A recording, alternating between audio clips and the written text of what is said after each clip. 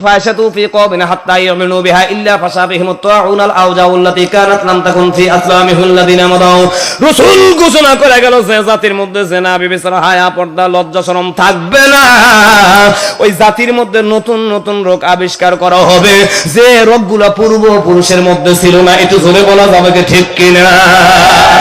এ মুসল্লি পাড়ার মা লজ্জা করে না ফজর নামাজ পড়ে গোহাল ঘরের মাচার নিচে উকি মেরে দেখি 14টা কুত্তার বাচ্চা জন্মগ্রহণ করে আসে। কথা কয় না? ভয় পাইতেছেন? এটা বেটা ছলের মতো কথা বলা লাগবে। ফজর নামাজ পড়ে গোহাল ঘরের মধ্যে উকি মেরে দেখা যায় 14টা কুত্তার বাচ্চা জন্মগ্রহণ করে আছে। দায়ও লাগে নাই, কবিরাজও লাগে নাই, ট্যাবলেট লাগে নাই, পানি পড়া লাগে নাই, কিচ্ছু লাগে নাই। কুকুর ডেলিভারি হতে আল্লাহর সহযোগিতা হয়, আল্লাহ তাদের ইনসাফ করে। আজকে কেন তোমাদের পেট থেকে সন্তান দিতে গেলে 98% মহিলাদের সন্তান সিজার ছাড়া হয় না? তাহলে বোঝা গেল কুকুরের চেয়েও মনে হয় তোমাদের আচরণ খারাপ হয়ে গেছে। দলিল যদি চাও রাসূল তো হাদিসের মধ্যে বর্ণনা করেছে। এবার প্রশ্ন যদি করো মা আগেকার মায়েরা কি সন্তান দিতে ডেলিভারি করতে সিজার করে নাই? কোরআন সিয়া বললাম রে ভাই আমার মা 13টা সন্তান জন্মগ্রহণ করে গেছে। আজকে আমার মা নাই, বাবাও নাই। 26 বছর আগে আমি বাবা হারাইছি। আমার জীবনে কোনোদিন শুনি নাই মা ডেলিভারি করতে সন্তান সিজার করার ব্যবস্থা করেছে। আপনারা একটা মুরব্বী হাত তুলে দেখান তো আপনার মা খালা আম্মা ভুয়া আম্মাকে সিজার করে সন্তান জন্মগ্রহণ করেছে। 15 থেকে 20টা পর্যন্ত সন্তান আল্লাহ আগে দিয়েছে, সিজার করা লাগে না। এখন কেন তোমাদের সিজার ছাড়া সন্তান হয় না? একটাই কারণে রে মা, রাসূলের হাদিস মিথ্যা না। ইলাম তাদহুল ফাশাতু ফি কওমিন হাত্তা ইয়ানুনু বিহা। তোমাদের আচরণ হায়া পর্দা লজ্জা শরম বাংলাদেশের মধ্যে আজকে খুঁজে পাওয়া যায় না, যার কারণে তোমাদের সিজারের ব্যবস্থা আমার আল্লাহ করেছে। আপনারা জবান খুলে বলেন তো আগেকার মা আর বর্তমান মাদের স্বভাব চরিত্র কি এক? কথা কয় না, জোরে কয় না? আলহামদুলিল্লাহ। তাহলে আপনাদের কাছে আমার দাবি হলো সেই আল্লাহ বাংলার জমিনে আছে না নাই? আগের আল্লাহ মা বোনদের ব্যাপারে এগুলা তো আমি আগাতে পারবো না। সেই আল্লাহ যদি থাকে রে মা, অবশ্যই একটা আমল আজকে তোমাদের জন্য ধার্য করব। জীবনে কোনো সন্তান ডেলিভারি করতে সিজার করা লাগবে না যদি সেই আল্লাহ থাকে অবশ্যই 100% শিওর আমার আল্লাহ সিজারের ব্যবস্থা করবে না। আমলটা আপনাদের জন্য দেওয়া হবে। তবে এখন না, নেমে যাওয়ার আগে দেওয়া যেতে পারে বলে ঘোষণা করা হলো। তবে মাংনা তাবিজ কবিরাজ দেয়, কথা কয় না। পকেট থেকে টাকা চুরি করে স্ত্রী তাবিজ কেনে স্বামী ভালোবাসার পাওয়ার জন্য। গেদি মানে কেড়ে টেহা তো পাই না, ছেলেমের মা টেহা পাই না 500 কয় নেই নাই। যখনই আজাব কত শুরু করে নিয়েছি, কি করছো? কয় তাবিজ আনছে। কিসের জন্য? কয় তোমার ভালোবাসা পাওয়ার জন্য। জোরে কয় ঠিক কিনা? এ মুসল্লি পাড়ার মা, তাবিজ কেনা লাগবে না। এমন একটা আমল দেয়া যাবে বৈষ্ণবের মাধ্যমে তোমার স্বামী ভালোবাসবে, জীবনে আঘাত করবে না। ডেলিভারি করতে সন্তান দিতে গেলে অবশ্যই সিজার করা লাগবে না। তবে মাংনা না, কমপক্ষে মসজিদের জন্য 50,000 টাকা যদি তোমাদের অনুদান আসে মা, কোরআন সিয়া বলে গেলাম তোমাদের 2টা আমল দেয়া যাবো। জীবনেও কোনোদিন সেলিমের বাপ বড় করে চোখ করে টাকা সাহস পাবে না। নবী বলছে যত আমল করবে স্বামী তার ভালোবাসবে, মহব্বত করবে, আদর করবে, এরপরে জীবনেও কোনোদিন কোনো কিছু না দেয়া পারবে না। ভাগি জামা, ঝাঁকি জামা, কিরুনমালা, কটকটি, ভলর জামা, লেহান জামা, যত জামা নামছে সব জামা দিয়ে দিবে। একটু জোরে জোরে বলা যাবে কি সুবহানাল্লাহ? তাহলে মাদের আমলটা নেওয়ার দরকার আছে না? 1 নাম্বার স্বামী মারবে না, 2 নাম্বার সিজার করা লাগবে না। 2টা আমল যদি নিতে হয় টাকা 50,000 টাকা মসজিদে দেওয়া লাগবে। যদি না হয় তাহলে আমল দেওয়া যাবে। কথা কোন আপনারাই বলছেন না। এবার যুবকদের জন্য ভালো একটা ওয়াজ আছিল ভাই, আমি অসংক্ষিপ্ত আকারে আপনাদের মাঝে বলি। আপনারা বলেন তো ভাই, যার বউ বলো না দুনিয়াতে কি তার শান্তি আছে? আছে। কি কষ্ট করে আওয়াজ করে যায়, কামলা বেঁচে যায়, অফিস করে যা ডাক দেয় জরিনার মা, কি সুন্দর ডাক। আর ওরে বাবা রে বাবা, মনে হয় আজরাইল বাড়িতে বসে আছে। এরকম স্ত্রী যার কপালে রে ভাই জীবনে শান্তি নাই। দাজ্জাল বউ যার ঘরে, কবরও শান্তি নাই, আখিরাতেও শান্তি নাই। আমল নেও রে যুবক। ভালো স্ত্রী পাইতে হলে একটা আমলের প্রয়োজন আছে। খোদার কসম, যেই মহিলা দেখার জন্য যাইবা ওই মহিলার চারিত্রিক সম্পর্কে তোমার আমার আল্লাহ খবরের মধ্যে ভিডিও চিত্রে সিনেমা মানে সিসি ক্যামেরার মাধ্যমে আপনাকে দেখায় দিবে। 7 দিন পর্যন্ত আমল করলেও মহিলাটার চারিত্রিক সম্পর্ক জানা যাবে। যুবকেরা যদি এই আমলটা নিতে চাও কমপক্ষে অবশ্যই অবশ্যই 1 লক্ষ টাকা মসজিদের মধ্যে অনুদান আনতে হবে, যদি বউ থেকে রক্ষা পেতে পারো ভাই, নইলে শান্তি নাই। অতএব আমরা আসুন 1 লক্ষ টাকার ব্যবস্থা করবো মসজিদে। যাই হোক, অনেক কথা আমি আপনাদের মাঝে বলেই ফেলছি। একটা অবশ্যই ওয়াজ বুঝে নিয়েছেন, নামাজ যদি পড়তে হয় বিশ্ব নবীর মাধ্যম দিয়ে আমাদের নামাজে অগ্রসর হতে হবে। আপনারা জবান খুলে বলেন তো, ওই নবীকে ভালোবাসা দরকার আছে না নাই?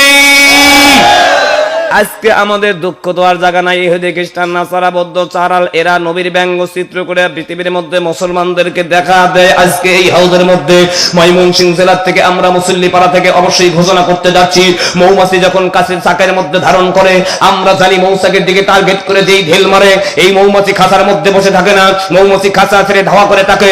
এই মৌমাছির হাত থেকে রক্ষা পাওয়ার জন্য ওই মানুষটা যদি পানির নিচে ডুবে যায়, মৌমাছি পানি ভেদ করে আক্রমণ করে ধূলিসাৎ করার ব্যবস্থা নেয়। আজকে আমরা জানাতে চাই ইহুদি খ্রিস্টান নাসারা বৌদ্ধদেরকে, আমরা জানি আখিরি জামানার পয়গম্বর বিশ্বনবী হলো ইমানদারের প্রধানমন্ত্রী, ইমানদারের প্রধানমন্ত্রী হলো আমাদের ইমানদারের খাসা। আমরা যতগুলো মুসলমান হয়েছি, আমরা নবীর যত উম্মত হয়েছি, আমরা হলে মৌমাছি হয়ে সেই খাসার মধ্যে লেগে আছি। কেউ যদি বিশ্ব নবীকে টার্গেট করে কথা বলো, কেউ যদি এই খাসার দিকে টার্গেট করে কথা বলো, তাহলে আমরা ইমানদারের মৌমাছি খাসা ছেড়ে তোমাদের ধাওয়া করবো। আমাদের হাত থেকে রক্ষা পাওয়ার জন্য তোমরা যদি মাটির নিচে ডুবে যাও, ইমানদারের মৌমাছি মাটি ভেদ করে তুটি ছেড়ে জোয়ান থেকে উদ্ধার করবে ইনশাআল্লাহ। চিল্লা বলুন ঠিক কিনা?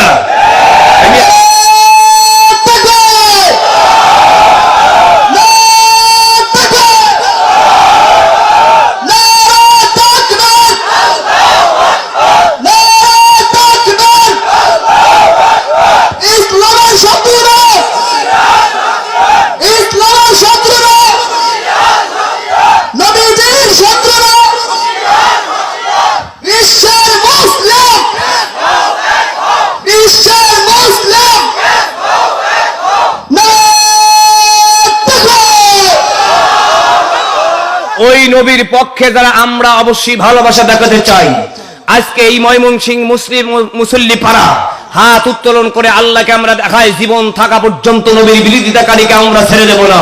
এই প্রত্যাশাটাকে আল্লাহর কাছে হাত উঁচু করে একবার দেখান, আল্লাহু আকবার বলেন।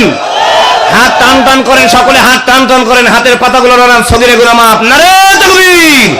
আমার নবী, আপনার নবী, বিশ্ব নবী মুস্তাফা, নারে তাকবীর! আল্লাহ আপনাদের সকলকে কবুল আর মঞ্জুর করুন। আর নবীর জন্য যারা হাত তুলে দেখাইছেন, নবী একটা সংসদ ঘর বানাইছিল, আল্লাহর ঘর মসজিদ। আপনারা সকলে জানেন, নিজে পাথর বয়ে বিশ্ব নবী ঘর নির্মাণ করেছিল। আপনারা জবান খুলে বলুন তো, যে নবী আর নিজে হাতে পাথর গড়ে, পাথর নিয়ে মাথায় নিয়ে এই ঘর নির্মাণ করেছে, সেই ঘরটা আমাদের নির্মাণ করা দরকার আছে না নাই? আন্তরিক মোবারকবাদ, ধন্যবাদ জানাচ্ছি। আপনাদের এই মসজিদটা অবশ্যই অত্যন্ত ভালো। তারপরেও আমরা জায়গায় জায়গায় যাই, আপনারা জান, এত মনোরম পরিবেশে আল্লাহর ঘর তৈরি করা হয়, যেই ঘরের মধ্যে ঢুকলে আর বাড়াতে মন চায় না, ইচ্ছা করে সারাদিন 24 ঘন্টা আল্লাহর ঘরে বসে থাকি। আপনারা জবান খুলে বলুন, ওরকম মসজিদ ঘর আমাদের এই পাড়াতে, মুসল্লি পাড়া নাম কত সুন্দর, এই মসজিদ ঘর আমাদের নির্মাণ করার মনে আশা আছে না নাই? কথা বলেন, আছে না নাই? তাহলে বিশ্ব নবী নিজে যদি পাথর আগা দিতে পারে, আজকে আমরা অর্থ দিয়ে পাথর আগানোর জন্য ব্যবস্থা নেব। 3টা সিরিবাজে ইনশাআল্লাহ কালেকশন করব, 10টা মিনিট আপনাদের মাঝে বিরক্ত করা হবে। একটা লোক টাকা না দিয়ে যদি উঠে যান, আল্লাহর আদালতে বিচার দিয়ে রাখলাম, যে পাও দিয়ে হাঁটবেন, ওই পা কত মানুষের অদরঙ্গের বাতাস লাগা ভালো লাগছে, এক চুল পর্যন্ত ওনার হিকমত হয় না। চিল্লা কোন ঠিক কিনা? ওই আল্লাহর ক্ষমতা আছে না নাই? কালেকশন চলাকালীন পর্যন্ত একটা লোক দাঁড়াতে পারবেন না, চলেও যেতে পারবেন না। টাকা না থাকলে ম্যাচ, বিড়ি, টুপি, জুব্বা, গামছা, তোয়ালা, মাফলার যা আছে সব দিয়ে দেওয়া লাগবে আল্লাহর রাস্তায়। ঠিক কিনা? আগে বিড়ি কিনছেন 6 টাকা প্যাকেট, এখন বর্তমান 20। তারপরে নেভি ছিল আগে মনে হয় 45, এখন আরো বেশি। যদি এগুলোও থাকে, এগুলো দিয়ে যাবেন, বিক্রি করে টাকা নেওয়া হবে আল্লাহর রাস্তায় ইনশাআল্লাহ। একটা লোক টাকা ছাড়া যাওয়া যাবে না। 3টা সিলেবাসে কালেকশন হবে। প্রথম নাম্বার সিলেবাস হলো, যেহেতু নবী দিয়ে আলোচনা আমি শুরু করছি ভাই, বিশ্ব নবী ছাড়া কোনো মানুষ আল্লাহর নৈকট্য লাভ করতে পারে না। এমন একজন প্রাণপ্রিয় বিশ্ব নবীর নামে আমি একটা লোককে দেখতে চাই, 1 লক্ষ টাকা এই প্রতিষ্ঠানে আল্লাহর ঘর মসজিদে ইনশাআল্লাহ দিয়ে যাবেন। আমি অন্তর খুলে দোয়া করব ইনশাআল্লাহ। আগামীকাল সিরাজগঞ্জ জেলায় বড় একটা প্রোগ্রাম, আমি কোরআন সে বলছি, ওনার নাম ধরে, আল্লাহর কসম, তার অবশ্যই নাম ধরে আমি আগামীকাল দোয়া করব। একজন ব্যক্তি দয়া করে মেহেরবান করে, কোন সৈনিক আছেন আমি জানি, কিন্তু কে দিতে পারবেন 1 লক্ষ টাকা, এই নামটাও আমার কিন্তু জানা আছে। দয়া করে মেহেরবানি করে এই হাউস একটু তাড়াহুড়ো করে আসুন। আমি 1 লক্ষ টাকা একজন বান্দাকে চাই আল্লাহর ঘর নির্মাণ করার জন্য। দুনিয়া থাকার জায়গা না, যেতেই হবে মাটির কবরে। 2 নম্বর হলো 50,000 টাকা একজন সাহাবীর নামে আল্লাহর রাস্তায় চাই, আবু বকর সিদ্দিক রাদিয়াল্লাহু তাআলা আনহু। নবী নিজে ঘোষণা করছে, আবু বকর তুমি আমার সাথে জান্নাতে থাকবা। সুবহানাল্লাহ বলেন। এতগুলো সাহাবী থাকতে বিশ্ব নবী আবু বকরকে কেন বলেছিলেন, কি জন্য বলেছিলেন? অনেক বড় কথা। সেই আবু বকরের নামে 50,000 টাকা, বিশ্ব নবীর জন্য 1 লক্ষ টাকা, 2টা সিলেবাস। আর হলো আমি অবশ্যই 20 জন সাহাবীর নামে অবশ্যই চাইবো হলো 10টি করে 1000 টাকা, আমি বেশি চাইবো না, 5000 করে টাকা। আল কোরআন শরীফের নামে আপনারা সকলে জানেন 30টি পারা আছে। কয় পারা? 30 পারা। এই 30টা পারার 30 জন বন্ধু 5,000 করে টাকা প্রতিটি পারার জন্য আল্লাহর ঘর মসজিদে ইনশাআল্লাহ নির্মাণ কাজে আপনারা এক এক করে দাঁড়ায় আমার কাছে বলবেন। এই 3টা সিলেবাসের মধ্যে ইনশাআল্লাহ কালেকশন সমাপ্ত করা হবে। একেবারে গরিব মানুষ যারা, তাদের জন্য ন্যূনতম একটা সিলেবাস থাকবে, সেটা হলো 114টা সূরা আছে, প্রত্যেকটা সূরার নামে 1টি করে 1000 টাকা।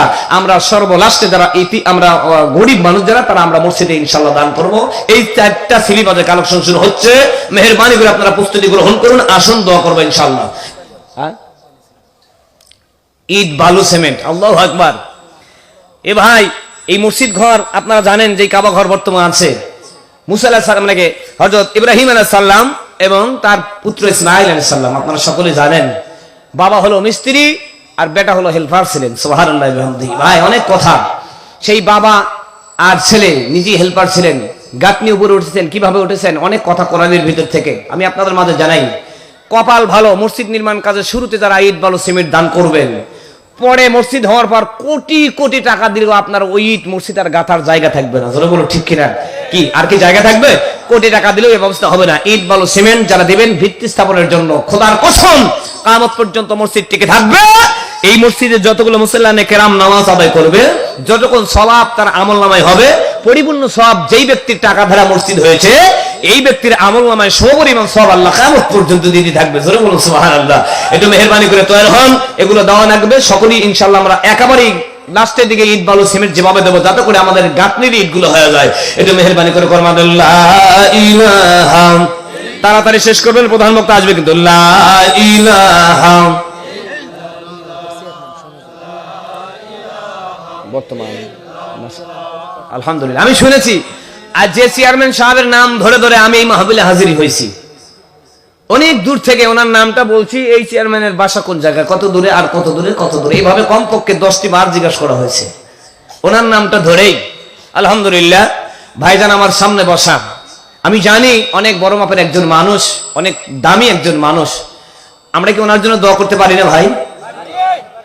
আচ্ছা, দোয়া করতেও যদি কৃপণতা করেন, একটু জবান খুলে বলেন দোয়া করতে পারি না ভাই। এমন একটি দোয়া করবো, এরকম প্রতিনিধি, এরকম জনদরদি, এরকম একজন ভালো মানুষ, সমাজসেবকের দরকার আছে না নাই? কথা বলেন আছে না নাই?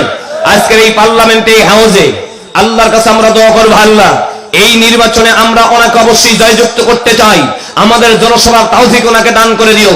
আপনারা সকলে বলুন আমিন। এটা মনে আশা আছে না নাই? উনি যদি আজকের এই হাউসে একটু ঘোষণা করে দিতেন, আমার মন বলছে ওনার অনেক অর্থ আছে, আল্লাহ তাআলা অনেক অর্থ দিয়েছে।